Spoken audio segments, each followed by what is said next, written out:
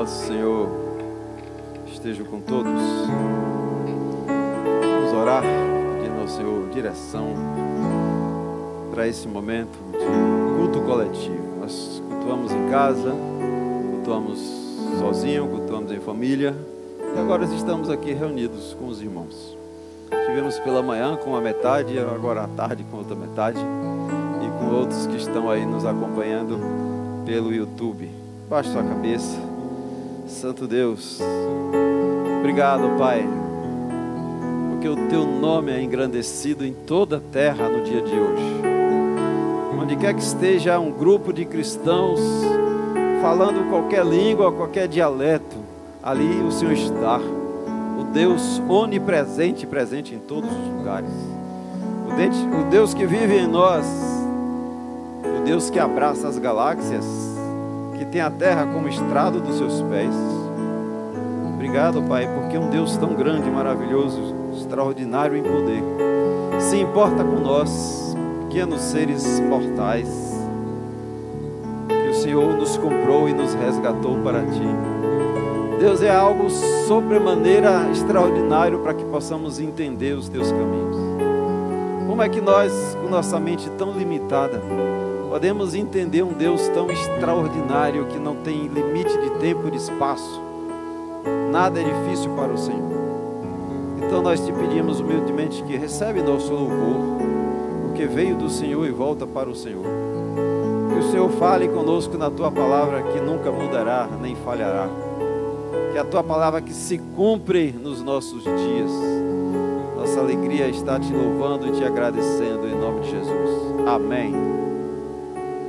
Por falar em palavra que está se cumprindo em nossos dias, não sei se você tem uma visão espiritual das coisas. Eu quero que você tenha uma visão de que Deus é o Deus do tempo e tem tempo para todas as coisas.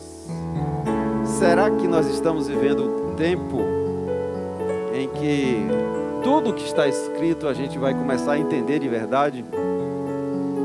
Tem tanta coisa na Bíblia que eu leio e não entendo. Eu acho que eu já contei aqui a história dos teólogos que estavam lá no estádio. E na época de férias, eles estavam jogando basquete lá nos Estados Unidos. E o rapaz que limpava a quadra, o funcionário, estava lendo a Bíblia. E os alunos de teologia lá jogando e ele lendo a Bíblia. E depois, quando terminou o jogo, eles foram lá para o rapaz que limpava a quadra e viu que ele estava lendo o livro de Apocalipse, que é um livro cheio de metáforas, cheio de figuras. Às vezes você não sabe se está falando do passado, do presente, do futuro. E aqueles teólogos, né, os estudantes lá do Instituto de Teologia, perguntou para aquele rapaz: você entende o que você está lendo nesse livro? Esse livro é tão difícil. A gente passa horas meditando, às vezes, em um versículo só. Aí ele disse assim: a entender eu não entendo não. Mas tem uma coisa que eu já entendi. No final, Jesus vence. Isso para mim é suficiente. Você pode não entender nada de Apocalipse, mas entenda que no final, Jesus vence. Isso é suficiente. Mas eu queria lhe mostrar algo que já tem algum tempo que eu vi. Ezequiel é um profeta que profetizou enquanto o povo estava na Babilônia. Ezequiel capítulo 36. Coloca aí esse texto, meu irmão, aí. R-I-L, como diz o judeu. De Rodrigo, você que gosta de conhecimentos judaicos, né, também. Ezequiel 36, versículo 24 em diante. Para a gente não ler tudo, nosso tempo é sempre escasso. Ezequiel 36.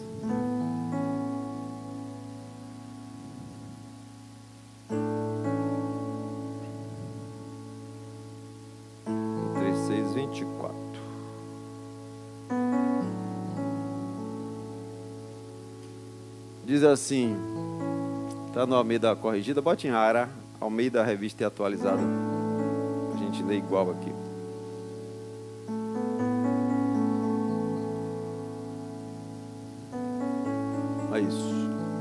tomar-vos-ei, Deus, veja, entenda, você precisa entender um pouco da cronologia. O povo, Deus deu uma terra para eles, terra da Palestina, chamada de Israel hoje. Há 200 anos antes desse profeta escrever isso, os assírios chegaram, invadiram o reino que a gente chama Reino do Norte, que tinha 10 tribos. Lembra que Jacó teve 12 filhos, cada filho uma tribo. 10 ficaram em cima, 2 embaixo. Essas 10 tribos de cima se corromperam, se prostituíram com ídolos, contaminaram a religião. Os assírios vieram, pegaram esse povo e expulsaram. Mandaram para fora da cidade do reino de Israel. Colocou ele em todas as nações possíveis que existiam ali. 200 anos depois, o reino do sul, Judá e Benjamim, também vão cair na mão da Babilônia. Vão ser levados para a Babilônia. 70 anos lá na Babilônia, eles vão voltar para a terra. Então, quando esse texto aqui foi escrito, eles já estavam na escravidão da Babilônia, fora de Israel. Vamos para o texto. Tomar-vos-ei de entre as nações, e vos congregareis de todos os países, e vos trarei a vossa terra. Eles estavam fora de Israel, e Deus falou para o profeta, diga lá para o povo, de onde vocês estiverem, do país em que vocês estiverem, vocês voltarão para essa terra. Então, versículo 25, então aspergerei a água pura sobre vós, e ficareis purificados. De todas as vossas imundícias, de todos os vossos ídolos vos purificarei. Dar-vos-ei coração novo, e porei dentro de vós espírito novo.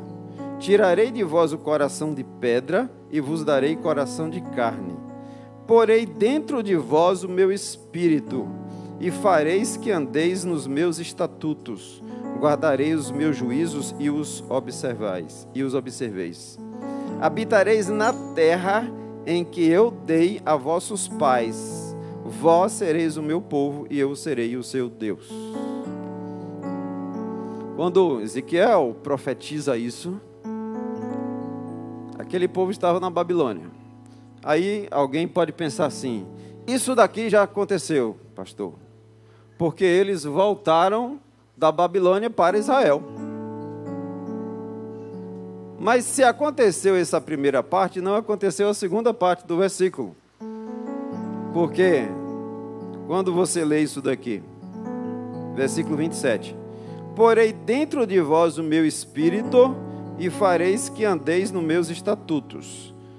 Quando Deus fala que vai colocar dentro de nós o seu espírito, Ele está falando do momento em que Jesus volta para o céu e que o Espírito é derramado sobre toda a carne. Hoje nós dizemos que nós somos o quê? O templo do Espírito Santo. Só que o judeu não recebeu o Espírito Santo. O judeu não recebeu Jesus. Então essa profecia aqui estaria pela metade. Só que quando essa tribo que está lá na Babilônia volta a tribo de Judá e Benjamim. Porque a outra tribo, as 10 que eu falei anteriormente, já tinham sido espalhados. E onde é que foram parar essas tribos? E como é que Deus pode garantir que essas tribos vão voltar? E aí pense, se passaram no ano 70, até a tribo de Judá e Benjamim é expulso pelo Império Romano. E eles vão ser espalhados por todas as terras. E essa profecia aqui, o que Deus escreveu no seu livro, perdeu o valor? Isso aqui vai se cumprir? Vamos ler o versículo 24, de novo. Tomar-vos-ei, Deus vai tomar-vos-ei de entre as nações, e vos congregarei de todos os países, e vos trarei para a vossa terra. Será que isso aconteceu? Tem um vídeo aí, bote logo no minuto 8:50. para você ver que isso aconteceu em dezembro do ano passado, o começo dessa profecia que se cumpriu no ano de 2020. A gente está falando aqui de 2.700 anos depois que isso foi escrito. Eu lhe pergunto, será que é coincidência o que aconteceu ano passado? Bote esse vídeo para a gente ver de uma brasileira que está morando em Israel, o que ela presenciou lá.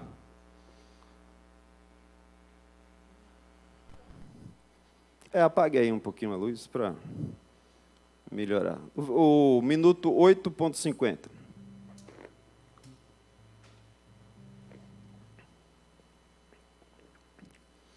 Essa moça é gaúcha. 10 tribos de Israel, as 10 tribos perdidas. A gente sabe que os assírios vão expulsá-las de Israel e a gente não sabe exatamente para onde eles vão ser levados. Mas tem algumas comunidades judaicas pelo mundo, descendentes de judeus, que se acreditam que talvez eles sejam parte dessas tribos perdidas. A mais famosa e mais importante comunidade é a comunidade da Índia, que são provavelmente descendentes da tribo de Menassé. E justamente agora, há poucos dias atrás, houve uma operação especial para trazer parte dessa tribo de volta a Israel. E no dia 15 de dezembro, chegaram 252 descendentes da tribo de Menassé que continuam praticando o judaísmo até os dias de hoje. E a gente pode ver aqui também eles cantando na chegada deles no aeroporto Ben Gurion, em Tel Aviv.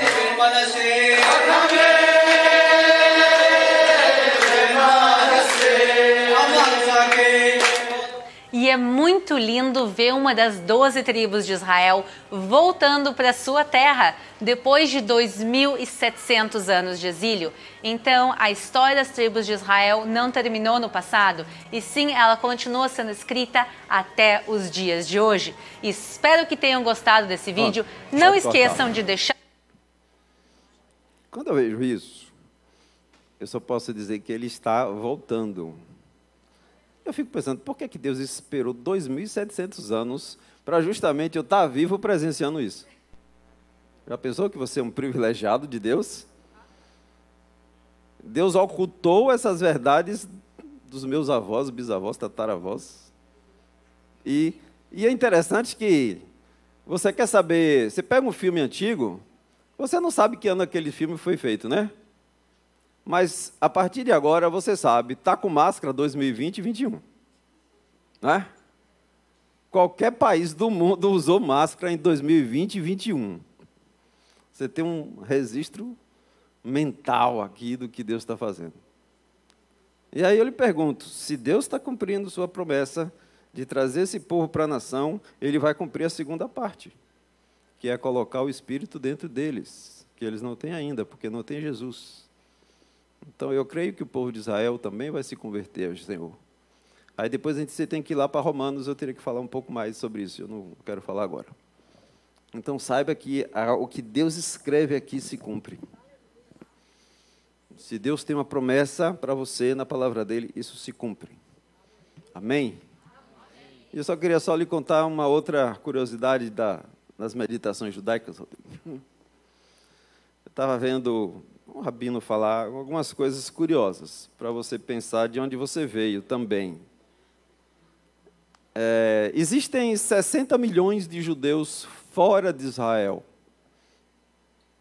espalhados pelo planeta. Alguns estão começando a voltar agora, em 2020, né? Já voltaram em 1948, e esse processo continua. De 60 milhões espalhados pelo planeta, o Brasil, sabe quantos milhões tem de judeus? 40 milhões. 40 milhões de judeus estão aqui no Brasil. Descendentes, não são judeus, mas são descendentes. Tem o sangue judaico. Você talvez tenha sangue judaico. Porque uma parte, quando eles saem da Palestina, quando o Império Romano é expulso, Jesus fala que não ia ficar pedra sobre pedra. Então o templo é destruído, eles são espalhados pelo mundo todo. Uma parte vai para a Polônia e a Alemanha, os judeus que a gente chama de Askenazim, e uma parte vai para a Espanha e Portugal, que são os judeus sefaratitas. E em um determinado momento, o rei de Portugal casa com a filha do rei da Espanha, e resolve expulsar os judeus de Portugal também. E resolve expulsar também os muçulmanos que moravam lá na Espanha e Portugal. Os muçulmanos tinham um bocado de país muçulmano, voltam para os países muçulmanos. Os judeus não tinham país nessa época, 500 anos atrás. Aí, há 500 anos atrás, quem é que estava sendo descoberto? O Brasil, vazio. E aí os judeus, que são proibidos de exercer o judaísmo, porque senão iam para a fogueira, na história da Inquisição, vem para o Brasil e começa a mudar os nomes, os sobrenomes dele, para não ser identificado como judeu, para não ir para a fogueira. Se você tem um sobrenome de animal ou planta, talvez, não estou dizendo que você tem, talvez você seja um descendente de uma dessas tribos de Israel. Se você tem Silva no seu nome, se você tem Lima, Oliveira, se você tem Carneiro, Moura, esses judeus vão receber nomes aqui no Brasil. A relação é enorme de nomes e sobrenomes. Nunes é um nome tipicamente judaico, eu não sabia. Ventura, tem um amigo, tem um irmão nosso aqui, está aí não? Ventura é um nome judaico, significa Benturá, filho da Torá. E aí, como é que você sabe se você pode ter uma descendência judaica? Primeiro, porque esses judeus chegaram aqui em Minas Gerais, na Paraíba, Pernambuco, Bahia, até Rio Grande do Norte. E foram para o interior do Nordeste. Então, se você é do interior do Nordeste e você tem um nome, um sobrenome de planta ou de animal, talvez seus antepassados sejam judeus. Você quer ver alguns costumes judaicos que eu não sabia que eram costumes judaicos? Como é que um judeu sabe que o dia mudou? Aqui a gente olha meia-noite. O judeu olha a virada quando o sol escurece e que as estrelas aparecem, mudou o dia. Por causa de Gênesis, Deus aparecia na viração do dia. Então, os judeus começaram a contar o dia a partir desse período aí. E aí, a mãe, para não denunciar a sua ascendência judaica, virava para o filho e dizia, porque um judeuzinho pequeno, ele queria saber se o sabá acabou para ele brincar. E aí, você conhece uma história. Os judeus dizem que tem que ter 3 estrelas no céu para que o dia seja outro dia. E aí a mãe virava para o filho e dizia assim, filho, não aponte para a estrela, senão vai nascer verruga no seu dedo. Isso é uma história judaica para a mãe dizer, não se denuncie que você é judeu. Para o menino não ficar apontando, contando estrela para saber se o sabá acabou para ele brincar. Quando eu era pequeno, minha mãe me dizia assim, você tem que matar a galinha cortando o pescoço para derramar o sangue. Ela não me disse por quê. Mas é um costume judaico não comer o sangue. Você tem que, o animal tem que derramar o sangue. Sangue é a vida. Se você mata a galinha cortando o pescoço, sua avó, tataravó, talvez você seja um ascendente judeu. O judeu nunca vai passar o lixo da casa pela porta da frente.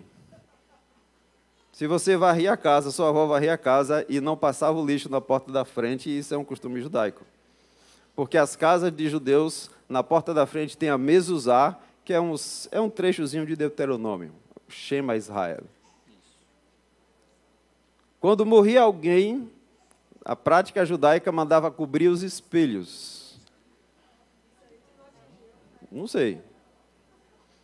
E, em algumas casas, jogava toda a água que tivesse descoberta fora. Que mais? Quando um morto era enterrado, esse costume, aqui eu acho que eu nunca vi ninguém praticar isso. Não se enterrava em caixão, se enterrava em uma mortalha. Isso é uma coisa tipicamente judaica mesmo. E normalmente o judeu coloca uma pedra em cima do local onde aquela pessoa foi enterrada. Ele, mesmo que colocasse uma cruz. Bom, se você se encaixou aí em 3 ou 4, procure ver se você tem uma ascendência judaica aí, tá? Se seu sobrenome tem descendente de bicho, se você praticar, se seus avós praticavam alguma dessas práticas, saiba de onde veio isso. Amém? Glória a Deus. Mas o importante é que nós temos uma descendência do Deus Todo-Poderoso, que escolheu o povo de Israel e nos enxertou nele.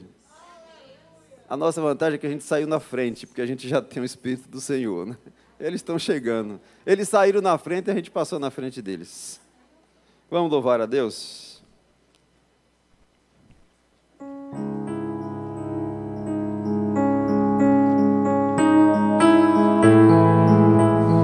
Vamos fazer diferente hoje. Vamos iniciar dedicando os nossos dízimos e ofertas, amém?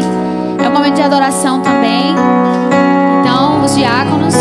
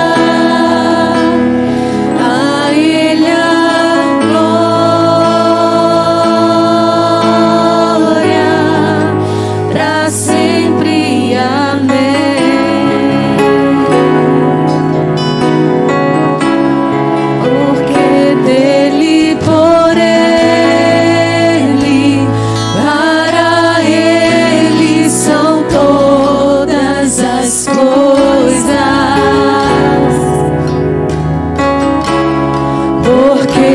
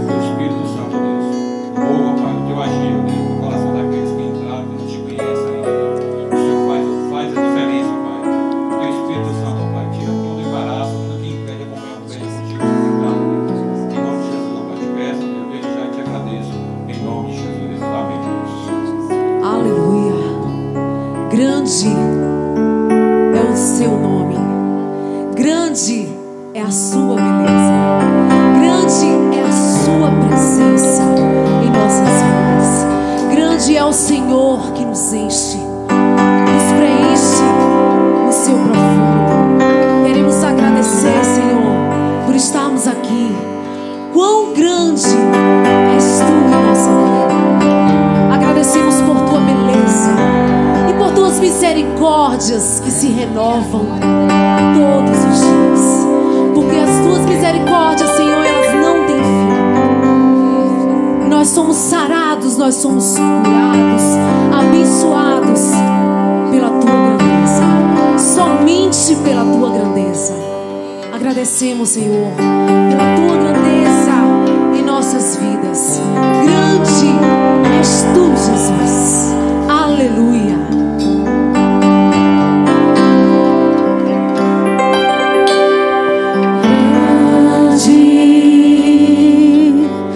É o Senhor e muito digno de louvor.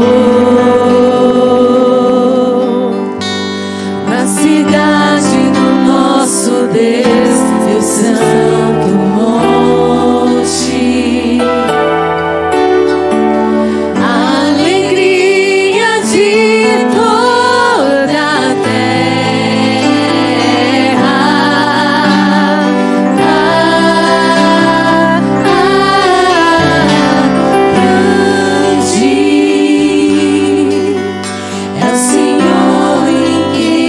Temos a vitória que nos ajuda contra o inimigo.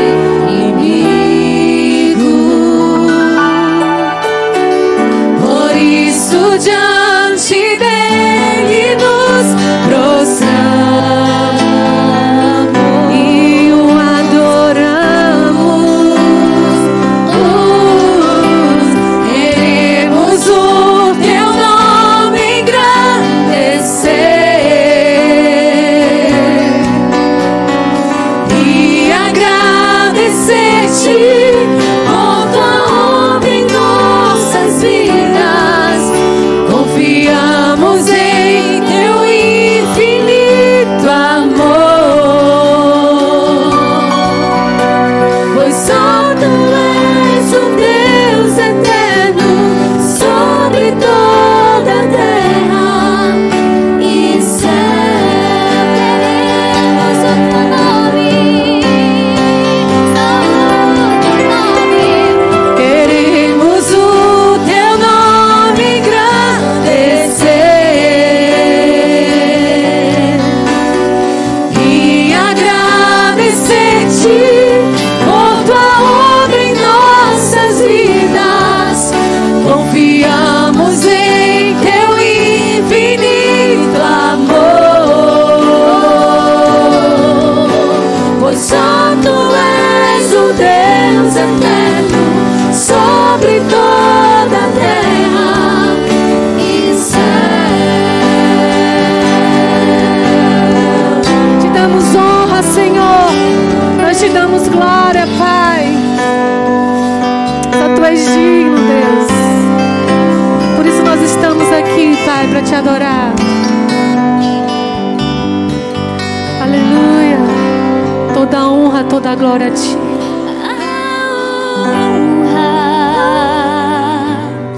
A glória,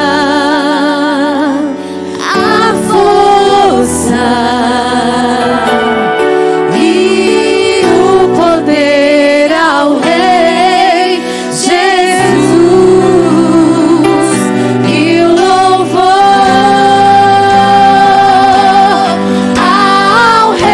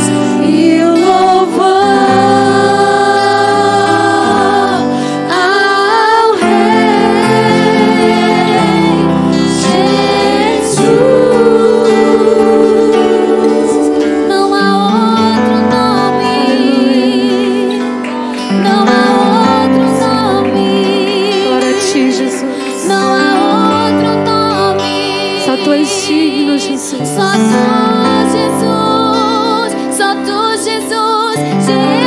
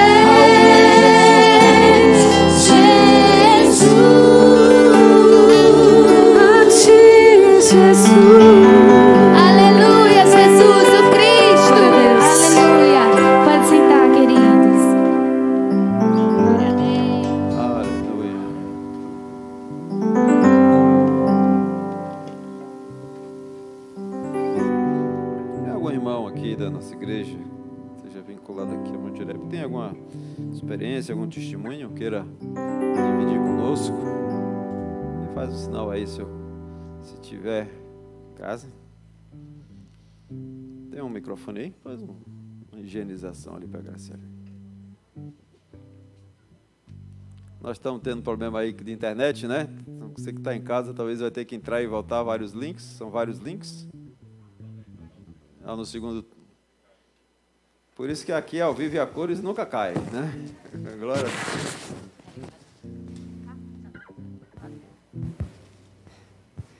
Graça e paz, irmãos.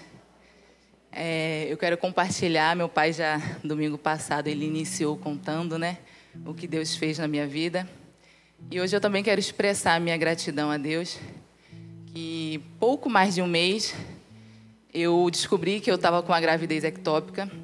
Na verdade, a segunda gravidez ectópica, e tive que operar de emergência. Eu já tinha perdido uma trompa e tive que tirar a outra. Sendo que quando eu entrei na sala de cirurgia, acreditando que seria mais uma trompa a ser retirada, é uma cirurgia delicada, mas como uma deu certo, a gente vai caminhando para que a outra dê certo também. Quando o médico já tinha me aberto, já tinha feito todo o procedimento de corte, ele viu que meu intestino estava todo aderido às trompas. E aí, nesse momento, ele teve que parar ali e me transferir de emergência para o Cléristo, que foi o médico, o hospital ao qual ele conseguiu.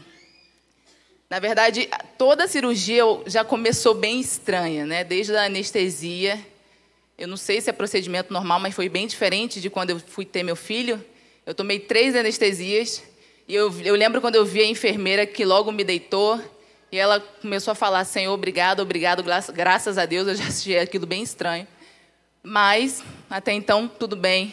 E eu lembro também que durante a cirurgia, gente, eu não sei se eu estava delirando, mas eu me via dentro de um túnel e eu sentia toda a dor da cirurgia. Eu sentia a dor do corte, eu sentia ele costurar, eu senti tudo. Sendo que quando eu acordei, eu comecei a identificar as pessoas, eu perguntei, vocês não ouviam eu falar? Não ouviam eu pedir para parar? Elas diziam, não, você estava dormindo. Sendo que eu me via dentro de um túnel e sentia toda a cirurgia. Aí, quando eu já estava ali, acreditando que tinha terminado a cirurgia, eu fiquei parado, achava que era procedimento normal, um tempão dentro da sala de cirurgia.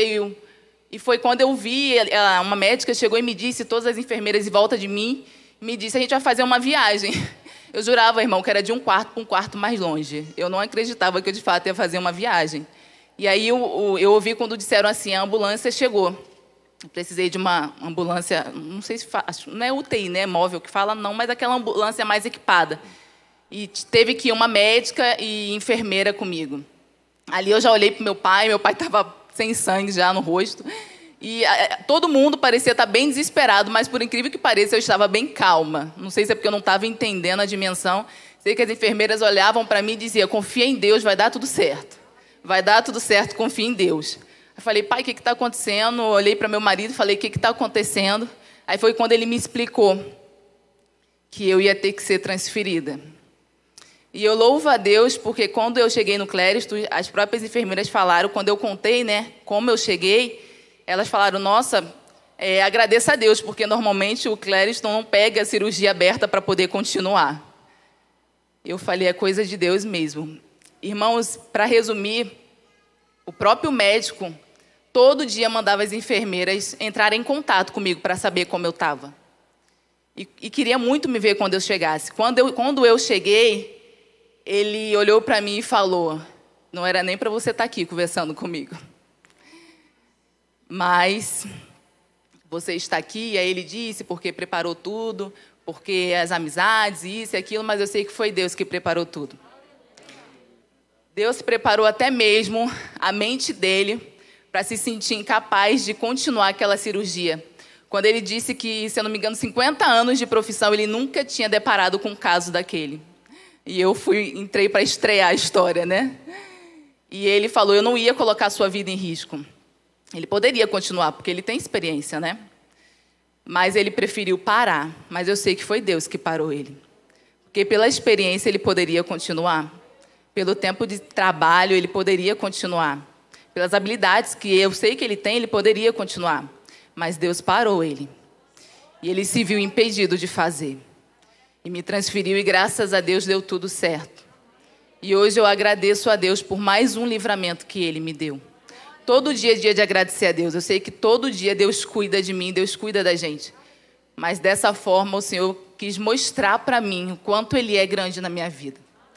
E na prática a gente consegue entender mais as verdades de Deus sobre nós.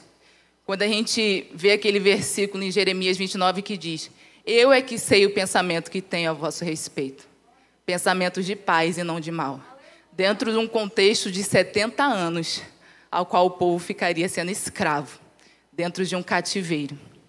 Então, irmão, mas eu também vejo que a crise e a adversidade também é lugar de crescimento. É lugar de busca.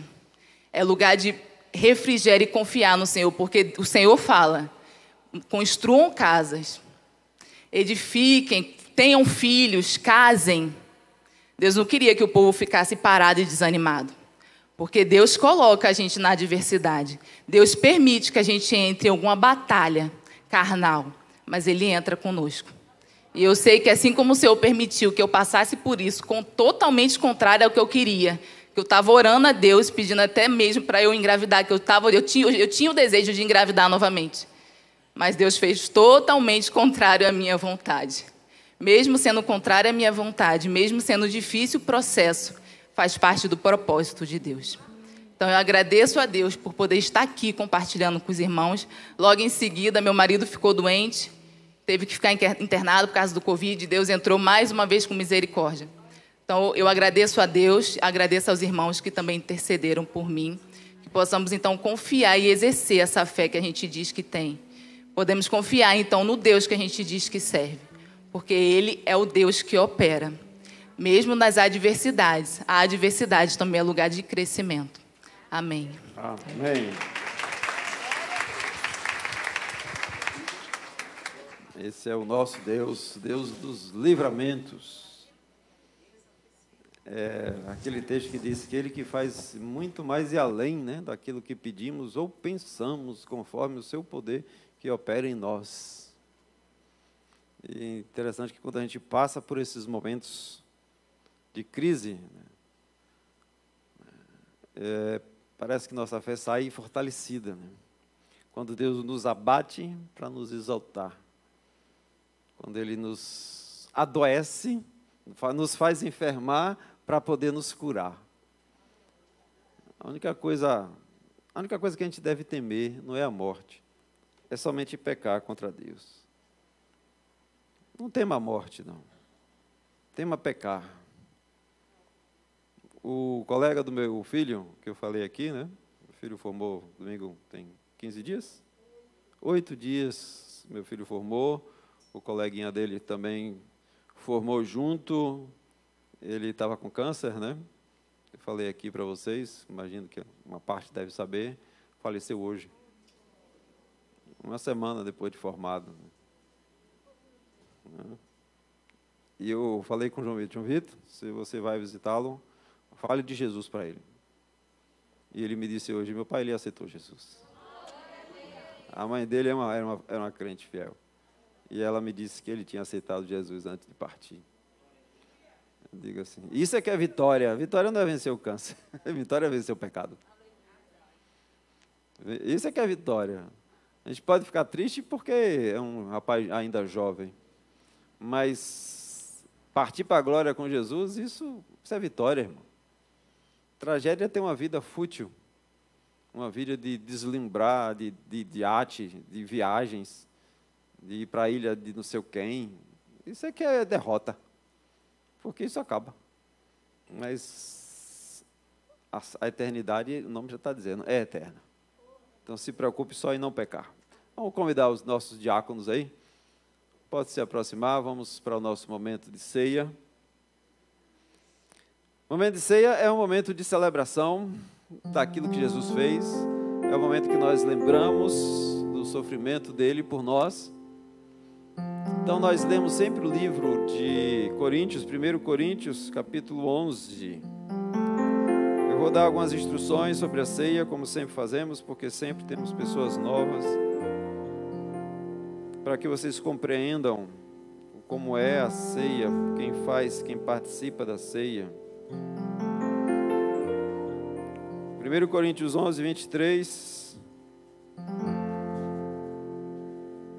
As igrejas evangélicas protestantes só têm 2 rituais bíblicos que nós seguimos: a ceia e o batismo. Todos os 2 são ordenanças diretas de Jesus para a sua igreja. Por isso que nós estamos fazendo este ritual aqui hoje, este memorial. Quem é que pode participar da ceia? Quem pode participar da ceia? Todas as pessoas podem? Ou não? É sim e não. Se você já recebeu Jesus, tem certeza da sua salvação, se você está salvo, se você já se batizou, está em comunhão com Deus, você é o nosso convidado a fazer parte da ceia do Senhor. Fazer parte do corpo e do sangue de Jesus. Se você ainda não fez, você já fez a decisão ao lado de Jesus, está esperando só o batismo, você aguarda o próximo batismo que vai ser em breve. A ceia não vai lhe salvar, você já está salvo. Se você não fez a decisão ao lado de Jesus, eu lhe perguntaria, o que é que está esperando para fazer parte do corpo de Cristo, que é a igreja? A igreja é o corpo de Cristo. Então vamos ler o texto que nos orienta nesse nosso memorial, 23, 1 Coríntios 11. O apóstolo Paulo está instruindo aqui a igreja de Corinto, e essa instrução chega para nós fazermos igual. Porque eu recebi do Senhor o que também vos entreguei. Então Paulo está dizendo o seguinte, eu recebi de Deus, eu estou passando para vocês, igreja. Aí Paulo recebeu de Jesus, passou para a igreja, que passou para nós aqui. Então nós estamos fazendo aquilo que Jesus falou para Paulo, né, e para a igreja dele. Porque eu recebi do Senhor o que também vos entreguei. Que o Senhor Jesus, na noite em que foi traído, tomou o pão e, tendo dado graças, o partiu e disse: isto é o meu corpo que é dado por vós. Fazei isto em memória de mim. A ceia é uma memória do que Jesus fez pela sua igreja. Por semelhante modo, depois de haver ceado, tomou também o cálice, dizendo: este cálice é a nova aliança no meu sangue. Fazei isto todas as vezes que o beberdes, em memória de mim. Porque todas as vezes que comerdes este pão e beberdes o cálice, anunciais a morte do Senhor até que Ele venha. Então nós vamos fazer ceia até que Jesus Cristo volte. Pode chover canivete, como dizia a minha avó. Vamos fazer ceia até que Jesus volte. Não pode mais reunir na igreja, vem uma ditadura aí, você faz a ceia em casa. Nada pode lhe impedir. Aonde paramos? 27. Por isso, aquele que comeu pão ou bebeu o cálice do Senhor indignamente, será réu do corpo e do sangue do Senhor. Por isso que eu digo, pode participar todo mundo da ceia? Não. Você precisa entender o que está escrito aqui. Examine-se, pois, o homem a si mesmo. Não é para você ficar olhando para o lado se o irmão está ceando ou não, né? Para depois publicar lá no Instagram, falando, então, não sei eu. Né?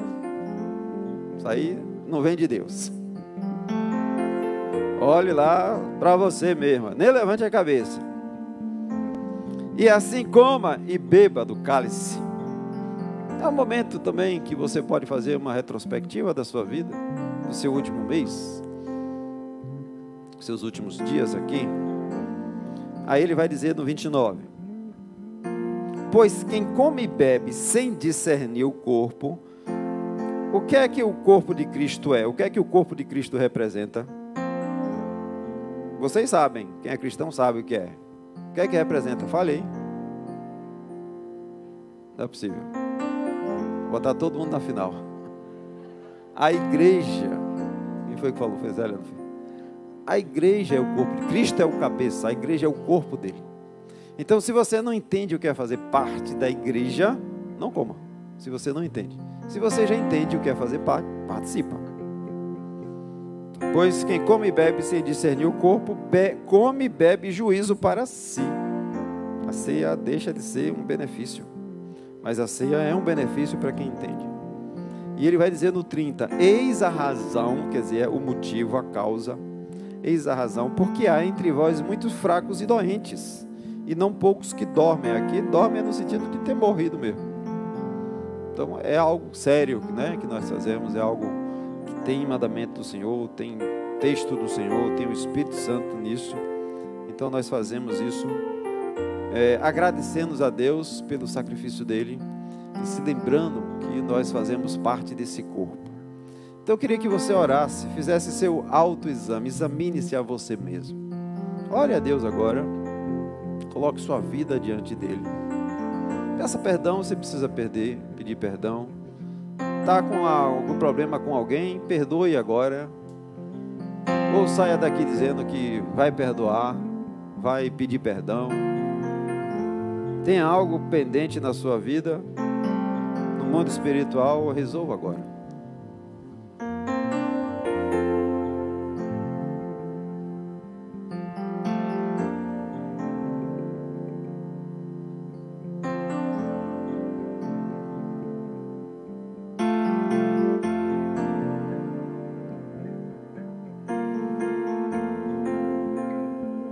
Deus amado, Senhor, nesse momento que nós estamos aqui nos preparando para fazer parte desta celebração do corpo e do sangue do Senhor Jesus. Nosso coração é sempre de gratidão pelo que o Senhor fez, porque estamos unidos através do teu sacrifício, o sacrifício que nos lavou com o sangue de Jesus.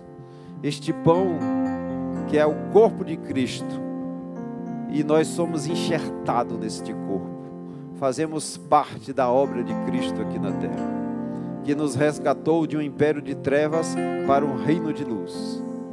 E nós te agradecemos por fazermos parte disso, por entendermos o significado da tua morte, por entregarmos o nosso corpo, a nossa alma, o nosso espírito ao Senhor, por queremos, nós nos esforçamos para viver de acordo com a tua vontade. Embora muitas vezes falhamos, pecamos, erramos, mas o Senhor é um Deus de misericórdia, que nos perdoa e não lança no nosso rosto as nossas faltas. Obrigado, Pai, pela adoção do sangue de Jesus. E nós recebemos esses elementos como ação de graças ao Senhor. Amém. Vamos distribuir os nossos elementos. Eu vou dar algumas instruções. Os diáconos vão pegar. Deixa eu pegar aqui um para mostrar como é que é. Você vai receber um cálicezinho assim. Quando você for abrir, não abra assim, abra assim, tá? Você tira essa tampinha, porque se você abrir assim, o pão vai ficar em cima e vai cair no chão.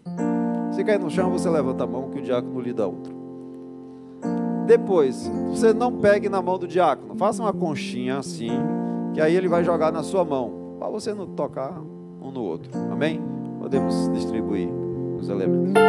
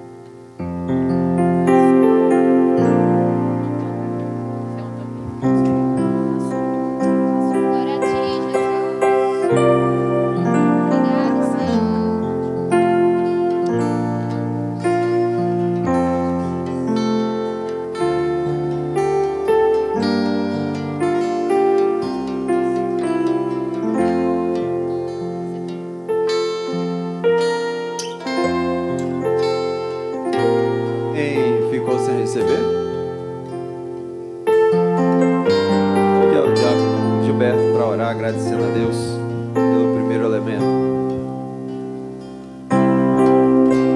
Santo Eterno Deus, obrigado, Senhor, por esse momento, ó Pai, e possamos fazer sempre, ó Pai, até que o Senhor volte, ó Deus. Sabemos, ó Deus, o quanto o Senhor, o Teu Filho padeceu naquela cruz, ó Deus, pela minha vida, da vida daqueles, da humanidade, ó Deus. Infelizmente, alguns não reconhecem o Teu sofrimento, meu Pai. Mas em nome de Jesus, ó Pai, peça perdão, ó Deus, e também estamos pedindo perdão, Senhor, pelas nossas fraquezas, pelas nossas iniquidades, ó Deus, coisas que a gente às vezes pratica, ó Pai, no inconsciente, ó Deus. Mas em nome de Jesus, ó Pai, perdoa, ó Deus, nossas fraquezas, nossas limitações, ó Pai. Abençoa toda a Tua igreja, ó Deus, abençoa cada membro que entrou aqui, ó Pai. Que o Senhor esteja, ó Pai, abrindo o entendimento de cada um de Teus filhos, aqueles que estão nos visitando, que possa ter um encontro real contigo nessa noite. Abençoa, ó Pai, esse cálice, ó Deus, que representa, ó Deus, o pão que representa o Teu corpo, Pai, que foi dilacerado naquela cruz, ó Deus, e sofreu, Pai, padeceu pelas nossas vidas, pelos nossos pecados. Obrigado, Senhor, por tudo, Deus. Continua, Senhor, com esse culto alegre na Tua presença, que eu te peço desde já e te agradeço em nome de Jesus. Amém. Amém. Então vire seu cálicezinho, abre a sua tampinha embaixo, dá um pouquinho de trabalho mesmo.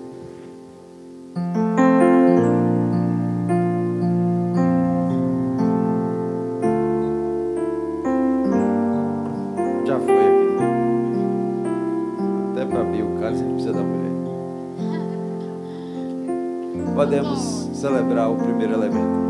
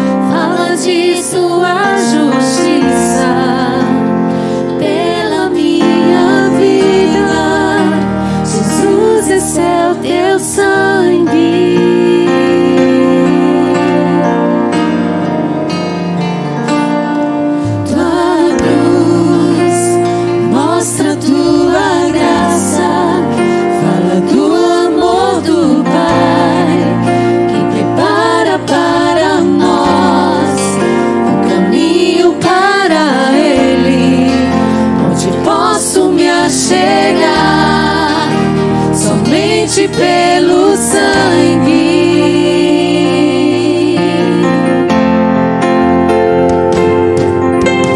que nos lava dos pecados,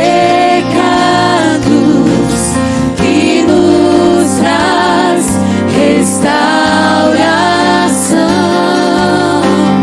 Nada além do sangue, nada além do sangue de Jesus,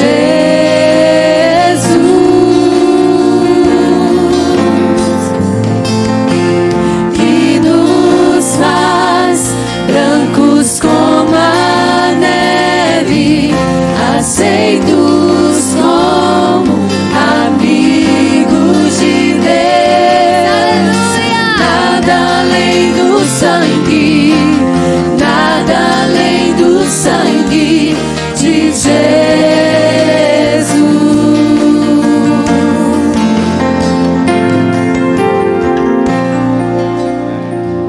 E ao diácono Cosme, posso orar agradecendo a Deus pelo vinho que representa o sangue de Jesus. Santo, santo, santo, seja o nome do Senhor, Pai, nesta noite, Pai. Aleluia. Glória ao Senhor. Ó Deus, nós sabemos que nós não somos merecedores de nada, Pai. Mas o Teu amor é tão grande, Senhor Deus, que o Senhor deu o Seu único Filho, Pai, para morrer pelos nossos pecados, Senhor Deus. Ó Deus, quem de nós, Pai, daria o Seu único Filho para morrer por alguém, Senhor Deus? O Teu amor é inexplicável, Senhor Deus. Por isso, Senhor Deus, nesta noite, Pai, nós Te rendemos graças, nós Te louvamos, nós bendizemos. Grande é o Senhor, Pai. Louvado, engrandecido, Pai, seja o Teu nome nesta noite, Pai. Nós só queremos Te adorar, glorificar, Senhor Deus, o Teu santo nome, Pai, porque é digno de toda a honra, de toda a glória e de todo louvor, Pai. Louvado seja o Teu nome, Pai. Obrigado, Pai, por tudo. Nos perdoa, Pai, os nossos pecados, as nossas falhas, Senhor Deus.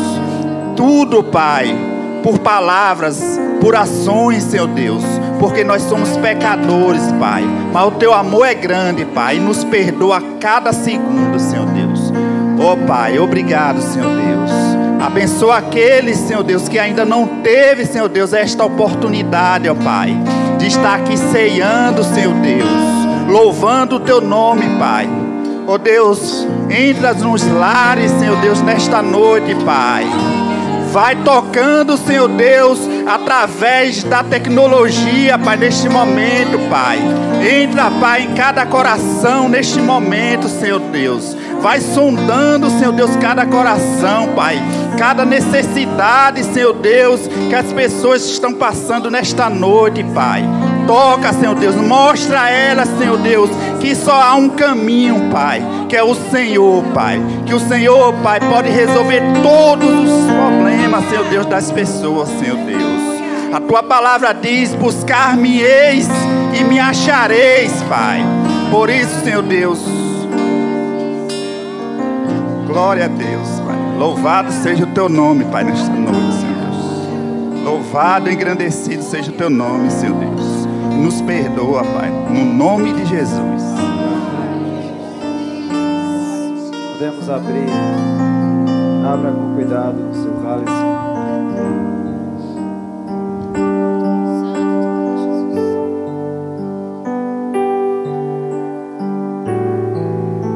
Podemos tomar o segundo elemento.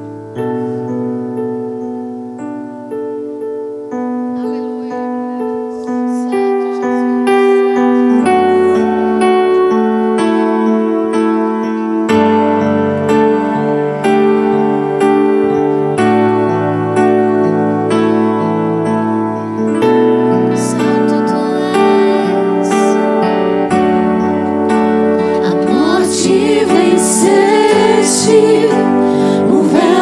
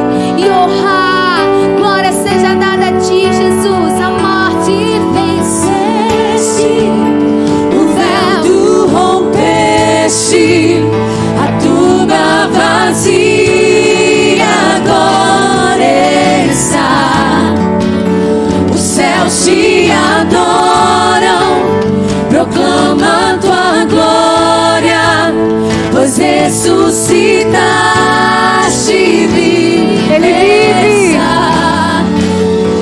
És invencível, inigualável, hoje pra sempre reinará. Teu é o reino, tu é a glória, acima de todos os nomes. Poderoso esse nome é, poderoso esse nome é, o nome de Jesus, meu Rei. Poderoso esse nome é, mais forte que tudo é. Poderoso esse nome é, o nome de Jesus. Poderoso esse nome é, Poderoso esse nome.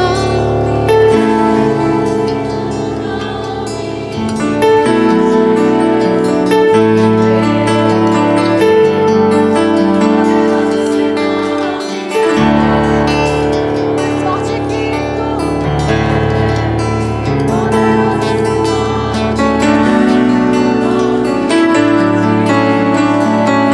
esse nome é. Poderoso Esse nome é, nome de Jesus. Aleluia, glória a ti, Jesus. Aleluia. Amém.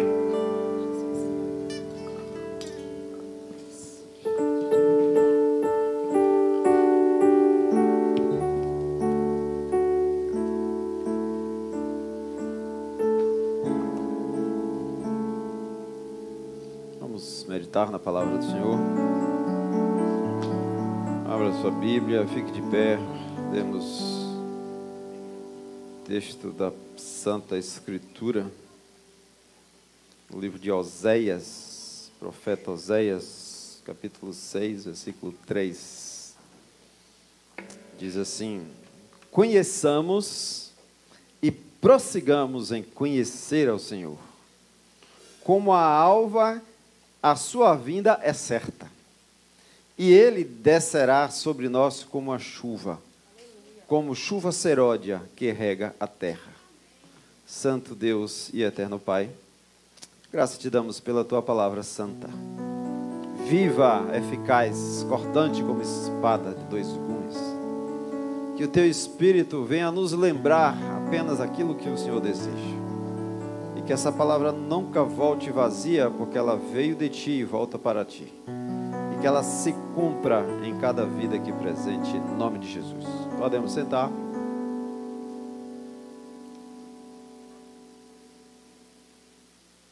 Essa ordem do profeta Oséias é uma ordem muito específica, aonde o cristão deve prosseguir, conhecer e prosseguir, continuar, avançar. Por que será que muitos cristãos param no tempo? Ficam estacionados. Quando você está estacionado, você não está prosseguindo em conhecer Jesus. Embora esse texto, ele está fora de contexto, porque se eu tivesse que ler o texto todo, te explicar o texto todo, esse texto está diante de um momento de uma certa rebeldia de quem estava escrevendo aqui. É como se o povo estivesse dando ordens a Deus. Eu não quero ficar com esse contexto de desobediência, eu quero o texto como está literal aqui. Conheçamos e prossigamos em conhecer. Crescer. Esses dias têm sido muito tumultuados. Nunca foi fácil, é verdade, né? Mas a atividade demoníaca tem aumentado de um modo extraordinário na Terra. Se você tem ouvidos espirituais, olhos espirituais, você entende o que eu estou falando. Se você acha que é tudo natural, eu sinto lhe dizer, você está sendo enganado. E muito bem enganado. Se você não sabe discernir, existe um dom que Deus deixou para a igreja, chamado dom de discernimento de espíritos. Se Deus deixou esse dom, é porque a igreja tem que usar. Se você não sabe a diferença entre o Espírito de Deus e um espírito maligno atuando em uma vida, você está sendo enganado. E tudo que você está recebendo é como se fosse coincidência, sorte, é assim mesmo, é a vida, é o mundo. Quando eu vejo pessoas falando essas coisas, eu digo, é só mais uma vítima. É alguém que está parado, ou ainda nem entrou. Não entrou no reino ainda. Ou entrou no reino e parou. Não prosseguiu, não continuou. O que eu estou lhe dizendo não é não é de mim mesmo. Eu estou citando Timóteo, 1 Timóteo, coloquei aí na tela. 1 Timóteo, capítulo 4, versículo 1. O apóstolo Paulo está falando para um pastor chamado Timóteo. O apóstolo Paulo está falando, talvez seja a última carta dele antes dele ter sido decapitado. O apóstolo Paulo diz assim, ora, o Espírito afirma expressamente, em outra tradução diz assim, claramente, o Espírito Santo está falando claramente, expressamente, que nos últimos dias, ou nos últimos tempos, alguns apostatarão da fé, por obedecerem a espíritos enganadores e ensinos de demônios. Quando ele falou isso, tem 2000 anos. Se ele estava entendendo que ele já estava nos últimos dias, eu te pergunto, depois de 2000 anos, nós estamos aonde então? No último do último. Nos últimos segundos, quem sair apaga a luz. E alguns, ele vai dizer que apostatarão da fé. Não sei se a sua tradução bíblica está assim. E, às vezes, você sabe que é uma das coisas que eu vejo que alguém está parado na vida cristã, não está crescendo, é quando ele lê um texto da Bíblia, não entende o que leu e deixa para lá. E passa para o versículo seguinte. Se ele não entende o que ele está lendo, qual é o crescimento que ele pode fazer na vida sua espiritual?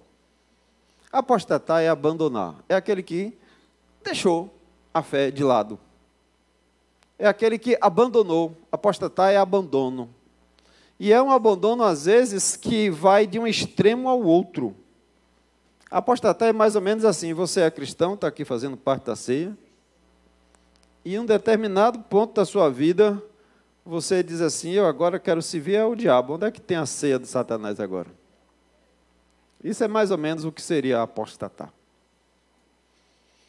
Mas Paulo vai dizer que alguns abandonaram a fé. Olha, eu só posso abandonar aquilo que eu tive. Eu não posso abandonar algo que eu nunca tive. Então, só abandona aquele que recebeu a fé. Aquele que começou. Então, significa que se eu começo e não continuo, eu corro o risco de abandonar aquilo que eu comecei. E aí a sua vida, você tem que fazer determinados momentos. Em alguns momentos, quem tem carro, tem que pegar o carro e levar para a revisão. Quem compra carro novo sabe disso. Revisão de 10 mil, 20 mil. Você para de usar o carro e vai fazer uma revisão, trocar o óleo. Você já fez alguma revisão na sua vida com Jesus? Você já parou em algum momento e já se perguntou, eu estou crescendo diante do Senhor? Eu estou crescendo na graça e no conhecimento do Senhor? Eu estou caminhando realmente como Jesus quer que eu ande? Existem riscos quando você não faz isso. Eu vou te mostrar mais adiante. Você já fez reflexões? Quando a gente lê o texto da ceia, Paulo está dizendo, examine-se o homem a si mesmo, faça uma análise. Aqui eu estou dizendo que você precisa se analisar, se auto-julgar. Se você se julga a si mesmo, a Bíblia diz que você não será julgado. Se você não se julga, você será julgado.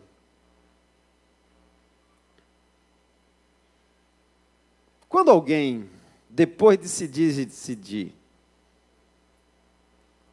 por exemplo, vou pegar aqui um exemplo. Quando alguém decide seguir a Jesus, a gente, no final do culto, geralmente, na maioria dos cultos, a gente pergunta se alguém quer receber Jesus. Isso a gente chama de decisão. Não é conversão, tá? É decisão de seguir a Jesus. Dá um passo na direção dele. Quando alguém levanta a mão aqui na igreja ou em qualquer local que se faz isso, alguns já chegam com essa decisão tomada, outros são tocados aqui, e ele levanta a mão, ele diz assim: eu quero receber Jesus. O diabo não está preocupado com isso. O diabo não fica triste quando alguém levanta a mão numa igreja. Por quê?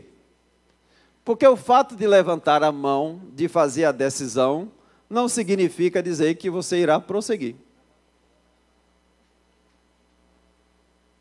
Quando alguém, depois que fez a decisão de seguir a Jesus, resolve se batizar, é um passo seguinte.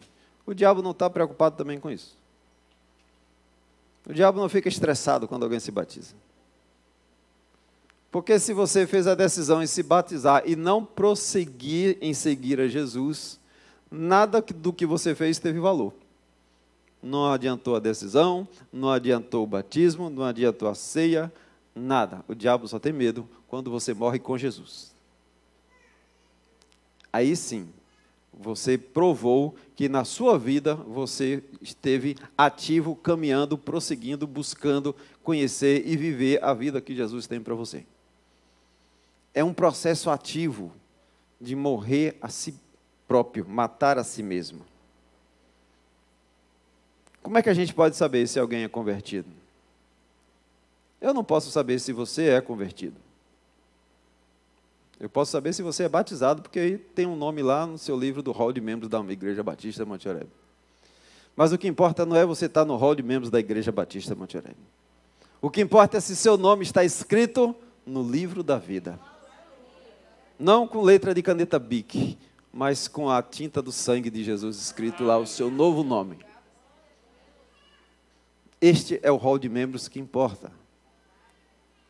E eu não gostaria que você ficasse anos e anos e anos em uma igreja evangélica cristã qualquer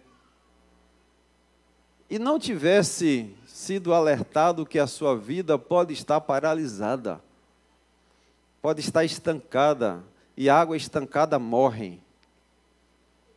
O mar morto, o nome é mar morto porque ele só recebe água. Ele não tem vida dentro dele. O mar da Galileia é um mar de água doce. E o mar morto é de uma água salgada, tão salgada que nada sobrevive ali. É o mar parado, parou. É uma fonte que apodreceu. Na casa de Emília tinha uma fonte, tinha uma cisterna, como a gente chama aqui. E um dia a água apodreceu. Ficou malcerosa, teve que entupir aquela cisterna. Quando você tem água parada, quando você não tem renovação de água, apodrece, morre. A sua vida não pode ser parada, a sua vida espiritual tem que caminhar. Você tem que ter experiências com o Senhor, você tem que ter fome de Deus, você tem que querer conhecer mais de Deus. No livro de João, capítulo 6, 37, tem um texto que Jesus vai confirmar uma salvação. João 6,37. Todo aquele que meu Pai me dá, esse virá a mim, e o que vem a mim, de modo nenhum o lançarei fora. Eu queria dizer que, uma vez salvo, salvo para sempre. Se um dia você realmente se salvou, salvo está. Mas aí, eu não posso dizer se você é salvo. E você só vai saber se você realmente foi salvo um dia, se você permanecer em Jesus até o seu último dia. E você só vai permanecer, acompanhe o raciocínio, você só vai permanecer salvo se você prosseguir a cada dia. Se nesta caminhada você parar, é porque você nunca entrou. 1 João, capítulo 2, versículo 19. Preste atenção no que o Espírito colocou na boca do apóstolo João, antes dele escrever o Apocalipse. Eles saíram do nosso meio. Alguém saiu. Eles saíram do nosso meio. Entretanto, não eram dos nossos. Porque, se tivesse sido dos nossos, teriam permanecido conosco. Todavia, eles se foram para que ficasse manifesto que nenhum deles é dos nossos. Então, uma vez salvo, salvo para frente, salvo para sempre. Aquele que sai é porque nunca entrou. Se nunca entrou, é porque quando entrou, achou que tinha entrado, mas não prosseguiu. Se não prosseguiu, parou. E se parou, é porque não entrou. Pronto, já baguncei sua cabeça.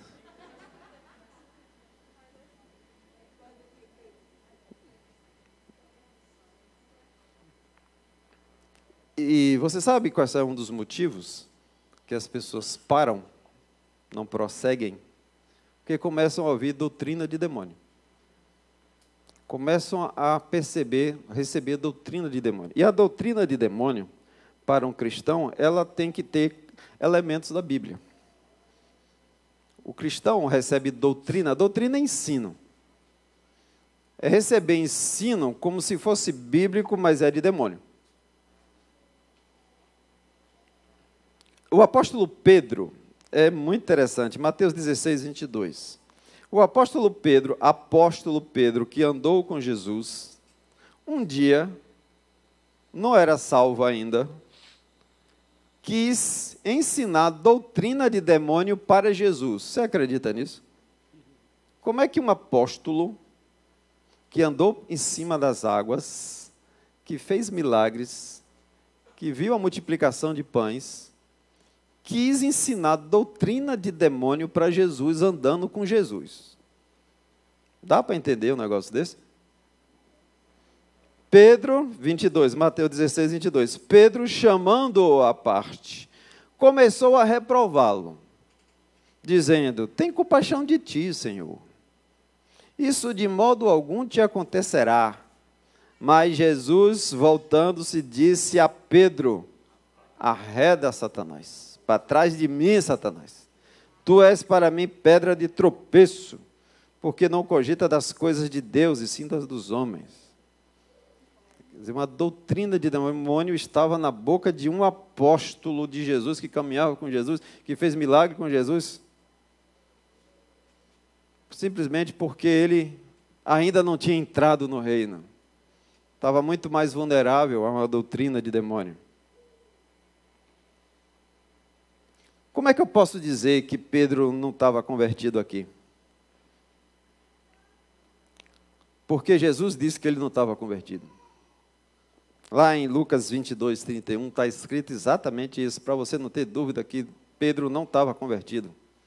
Embora estivesse andando com Jesus, embora fizesse milagres, embora expulsasse demônios, mas não estava convertido. Estava sendo usado pelo diabo, pelo contrário, né?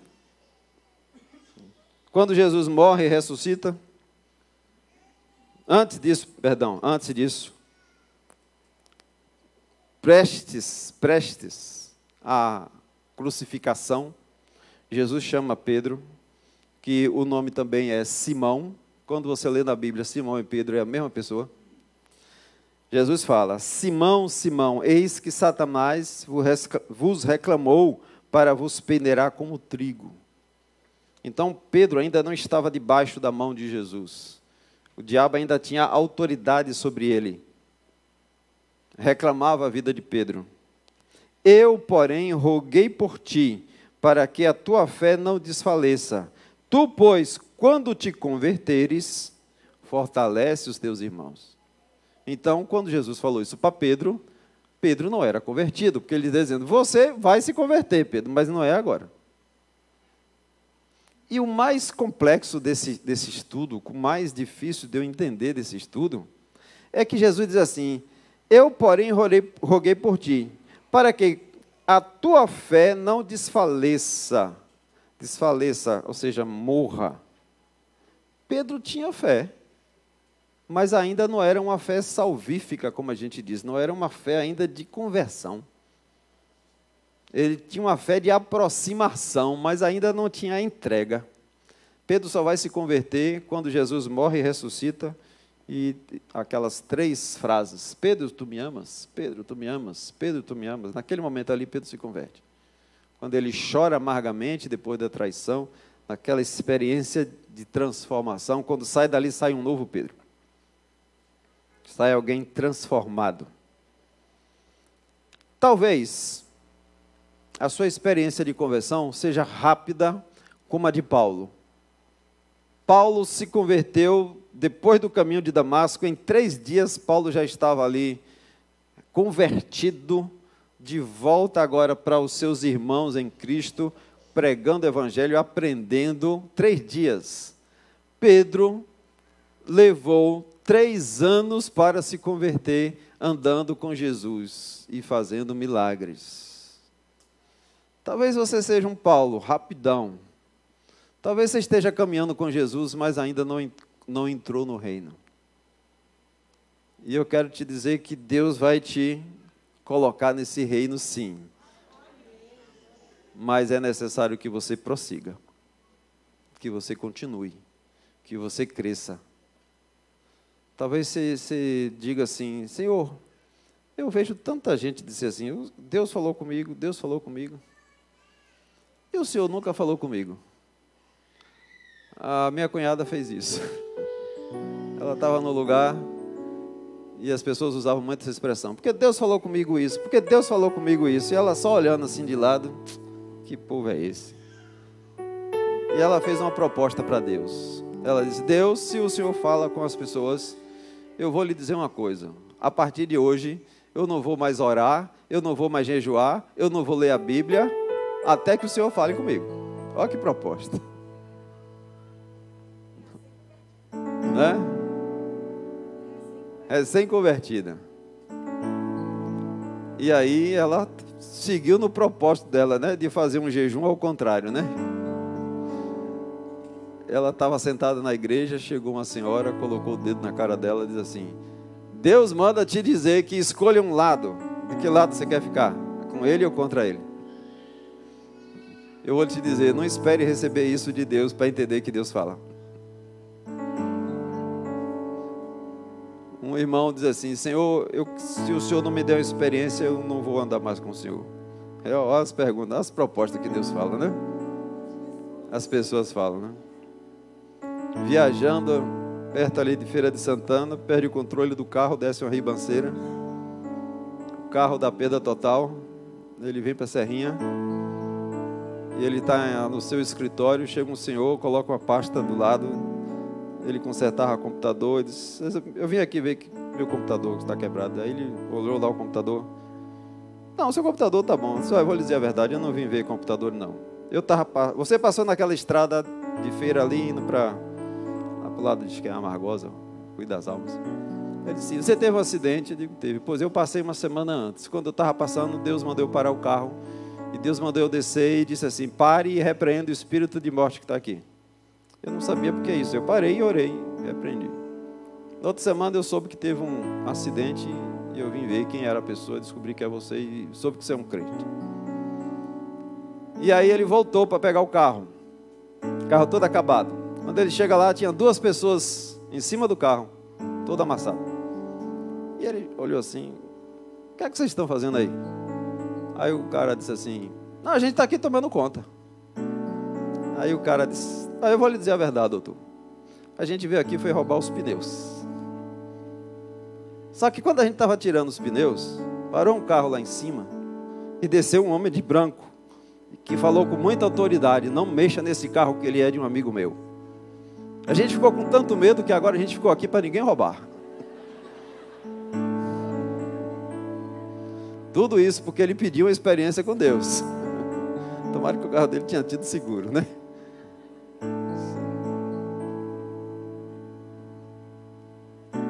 Mas eu creio que a gente não precisa pedir experiências com Deus. Eu creio que a gente basta prosseguir. Não ter uma vida de cristão de domingo. mas tem uma vida de cristão contínua, 24 horas. Tudo que você faz é para Ele, tudo que você vê é para Ele. Seus relacionamentos, suas amizades, seus negócios, suas vendas. Tudo que você faz tem que ser com Jesus, tem que ser com segundas intenções.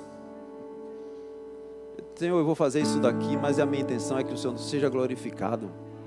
Eu vou fazer esse bolo, mas é para meu vizinho, dar para o meu vizinho, para que o Senhor seja glorificado.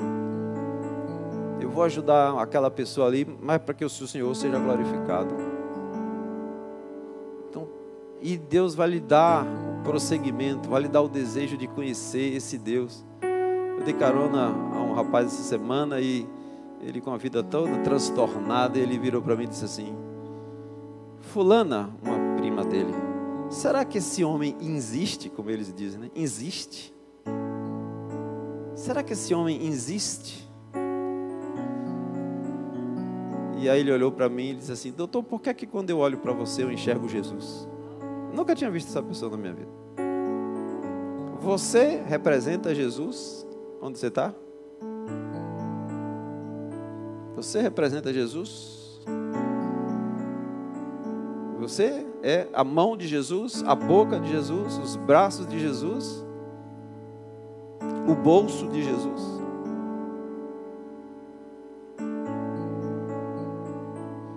Um dos indicativos de quem está ouvindo doutrina de demônios, primeiro é deixar de ter prazer em congregar. Você começa a ouvir coisas. Estava falando com um ex-aluno meu, quando eu olhei o nome dele, eu disse: esse nome é bíblico. Aí eu perguntei: você é cristão? Ele disse: toda a minha família é 70%. Eu digo: eu não fiz essa pergunta. Perguntei: você é cristão? Eu já fui. Eu digo: o ministério de desviado Deus me deu. E aí, por que deixou? Por que não prosseguiu? Porque as igrejas são todas cheias de dogmas. Quando você começa a ouvir essas palavras, você vai perdendo o prazer de congregar. Porque você está mirando mais no homem, né, do que no Jesus. Você está mirando mais no Deus, no pastor, do que no Deus do pastor. Você está mirando mais no Deus, no irmão, do que no Deus do irmão. Ou alguns acham que basta fazer o bem, como eu já escuto demais isso. Eu sou uma pessoa boa, Técio. Olha, eu dou cesta básica na Semana Santa, no Natal eu compro presente para a criança. Eu não bebo, eu não fumo, eu não traio minha mulher. Por que Deus não vai me aceitar? Porque você não morreu na cruz. Quem morreu foi o filho dele. Não é pelo que você fez, é pelo que Jesus fez.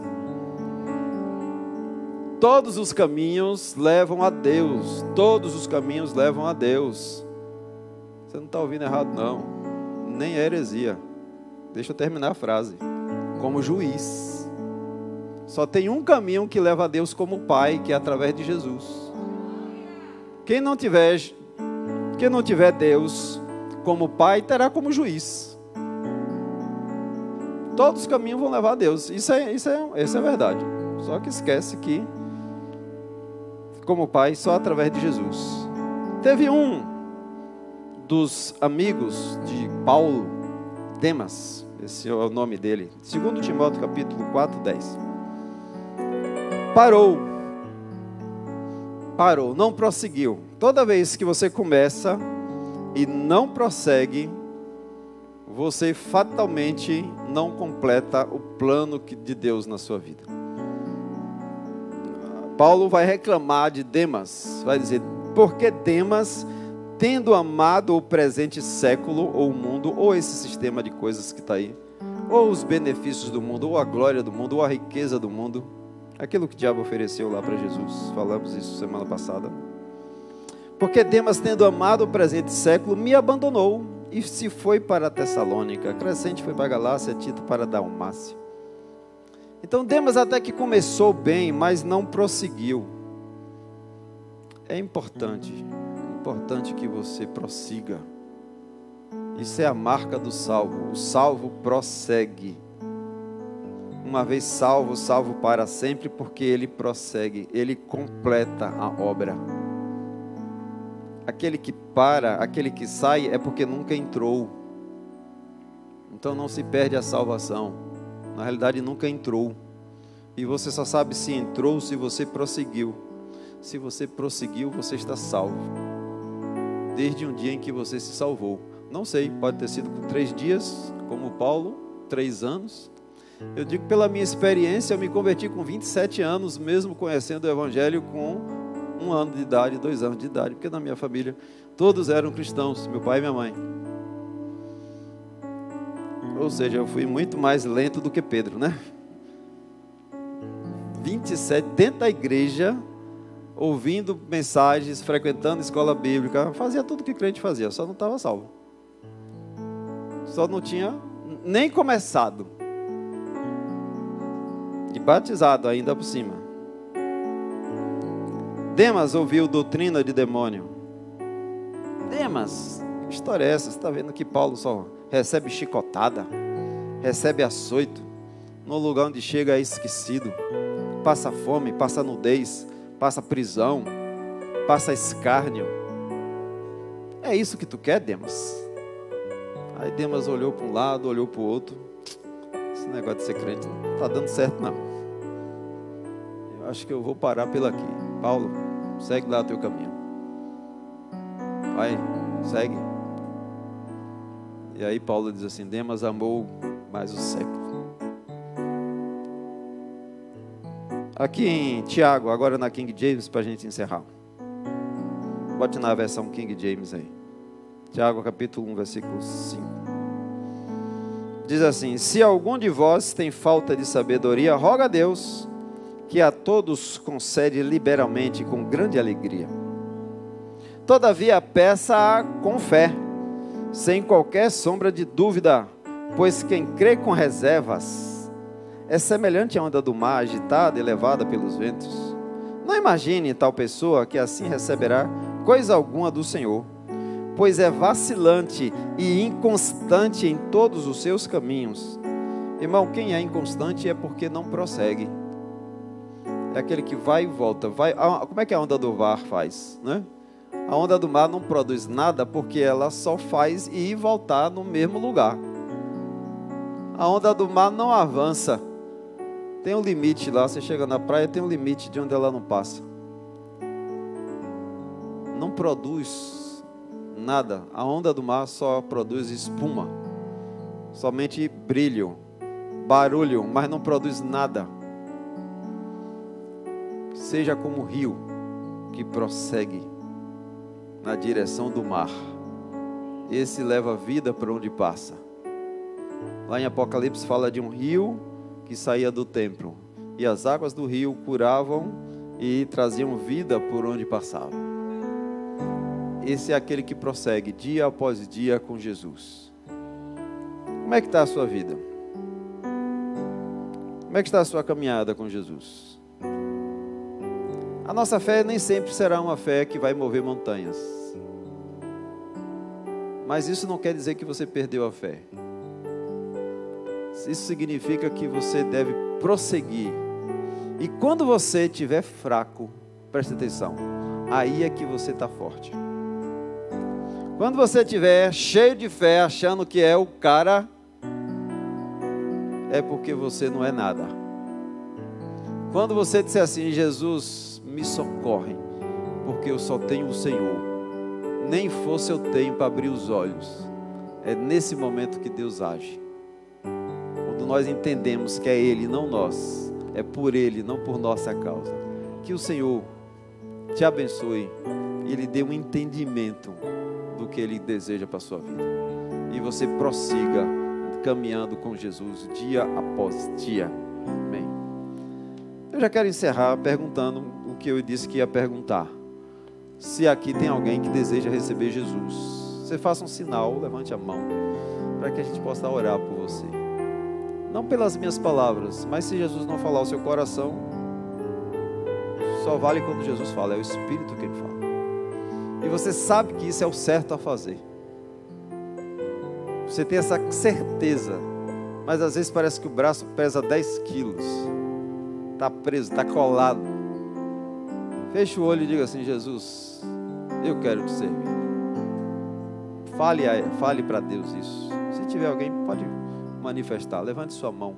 Eu queria orar por você. A igreja estaria orando, intercedendo pela sua vida nesse momento. Sempre nós falamos isso e repetimos. Deus é sempre misericordioso e paciente. Eu espero que Deus tenha paciência, ainda se você não fez essa decisão. Amém? Vamos louvar a Deus.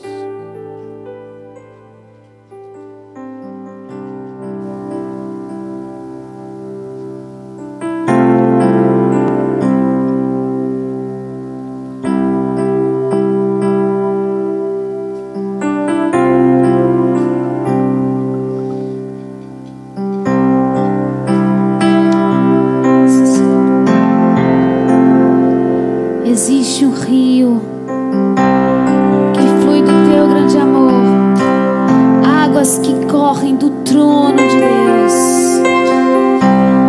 Deseje ir mais fundo,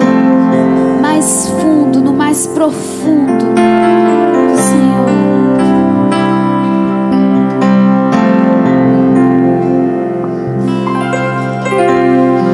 Existe um rio,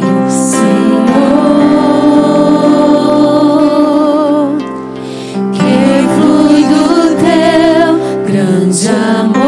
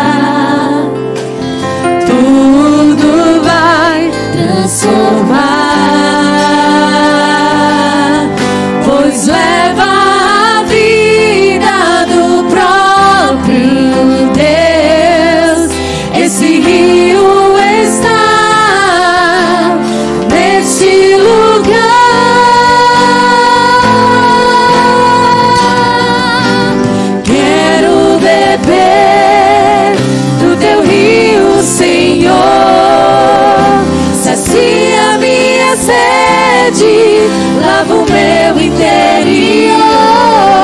Eu quero fluir em tuas águas. Eu quero beber da tua fonte, fonte de águas vivas.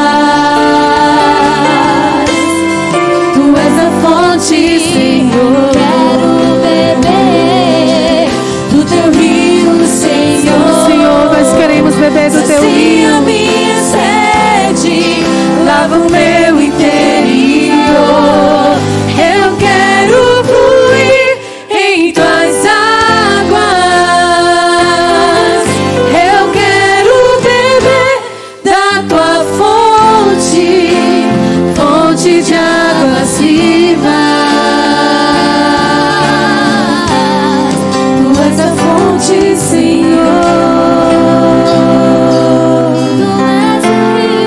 Tu és o rio, Senhor. Tu és a fonte, Senhor. Tu és a fonte, Jesus. E Tu estás nesse lugar, Pai. Nós queremos, ó Deus, nos encher do Teu rio, Pai. Que o Senhor possa, Pai, inundar cada coração, Senhor. Cada vida nessa noite que precisa, Senhor. Ó Deus, que o Senhor possa inundar os corações de tal forma, Pai, que não possa, Senhor, haver espaço para mais ninguém, ó Deus. Somente, Senhor, a Tua presença, Senhor. Tu estás aqui neste lugar, Deus. Nós podemos sentir, Senhor, a Tua presença, Senhor. Invada, Pai, cada lar, Pai, nesse momento. Todas as famílias, ó Deus, estão necessitando da Tua presença, Senhor. Que o Senhor leve, Pai, o Teu rio, Pai. O Teu rio de cura, Senhor. O rio que corre do Teu trono. Ó Senhor, leva paz. Leva paz aos corações. Leva amor, Senhor, a cada família, Senhor, que está precisando, ó Deus. Que o Senhor leve, ó Deus, o sustento, ó Deus. A cura a todos os enfermos, ó Deus. Nós cremos, ó Deus, em Ti. Cremos, ó Pai, no poder que há, Senhor, em Ti, Pai. Tu és o único Deus, ó Deus, a qual nós adoramos.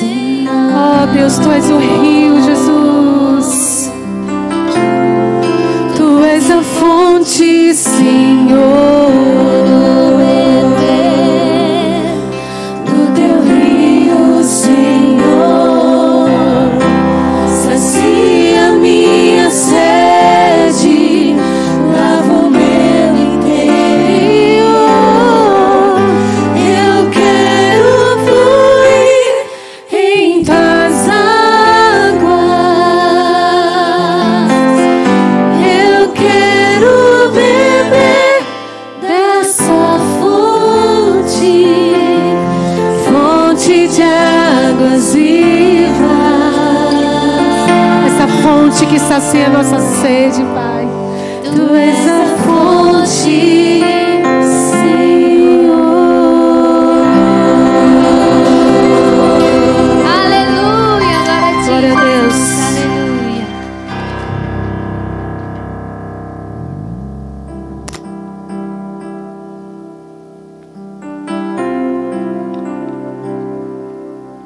Ok. Amém. Alguém tem algum pedido de oração? Eu queria que a igreja esteja orando. Tem alguma necessidade sua urgente? Se tiver, levante sua mão. Está com dor de cabeça, Toninho? Vamos lá orando ali pelo irmão Toninho.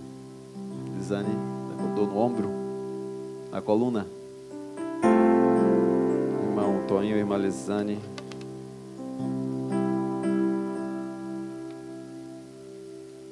Então fique de pé, vamos orar em pé. Já vamos encerrar. Vou orar por você, Silvinho, também. Tem aí a sua batalha. Pastor, pedi oração por Joaquim. Está bem gripado. Não é Covid, mas está bastante debilitado.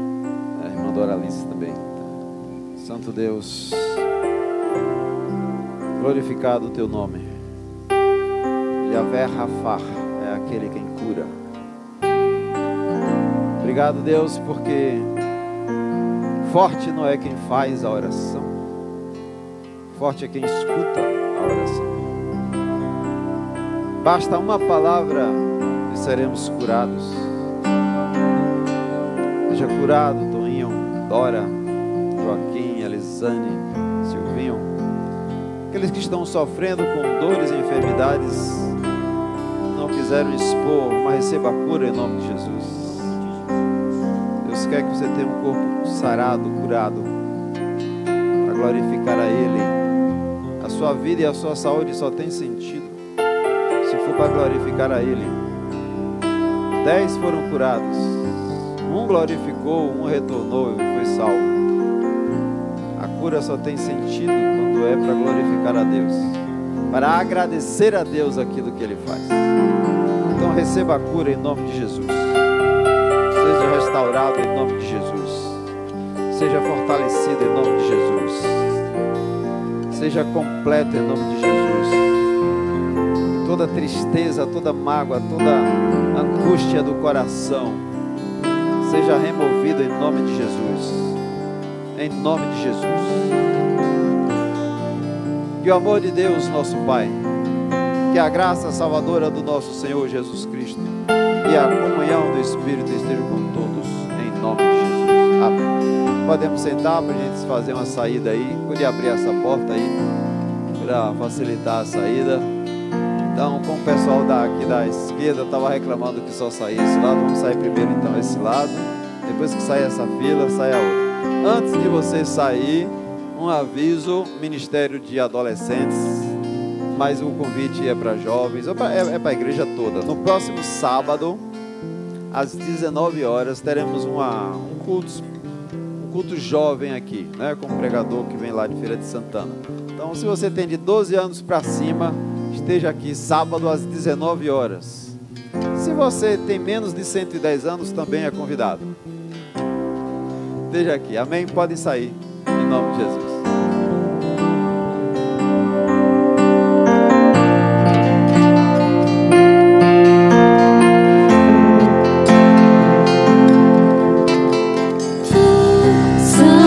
Santo, Santo, Deus Todo-Poderoso, que era e é e há de vir.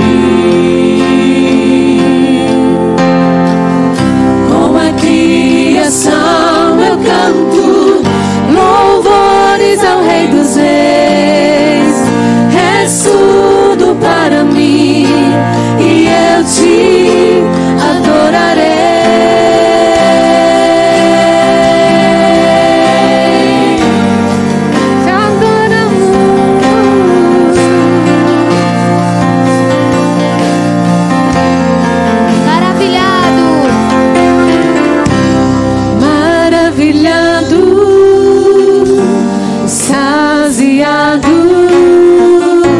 Eu fico a ouvir teu nome. Maravilhado, maravilhado, extasiado. Eu fico a ouvir teu nome. Jesus, teu nome é força. Jesus, teu nome é força. És fôlego de vida, misteriosa, águas vivas.